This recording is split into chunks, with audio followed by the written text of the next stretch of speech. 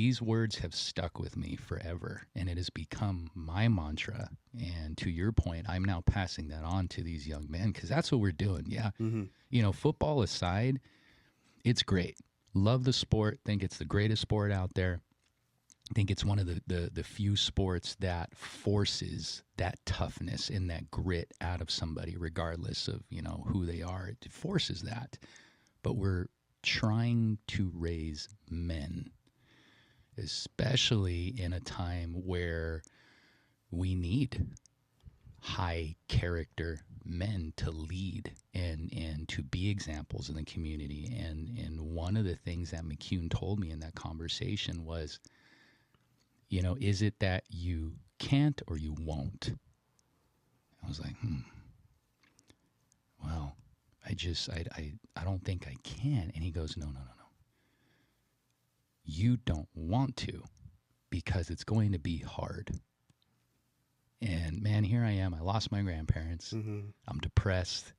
I already had it in my mind I was going to quit. Didn't even tell my parents nothing. It was on me. Stress was getting to me. And he looked at me and he said, take some time off. Take the next 2 weeks and then come back and talk to me. So I took about 2 weeks off, and sure enough, man, dude, I missed it. You know, being in the stands and everything, and it didn't feel the same. And so after 2 weeks, I went back, and he looked at me and he goes, you ready? And I smiled and I said, yeah, coach. And he goes, well, I want you to remember this. When it gets tough and you feel like you can't, you need to tell yourself, I can, I will, and I must. That was over 25 years ago, my dude. And that is how I pump the boys up before we go out. Coach, our head JV coach, Marquez, he's a product of the program, young man in his early 20s, getting his teaching credential and all that other stuff. Good guy. I'll coach for that guy anywhere he goes. He calls me up. You know, he's one of those dudes.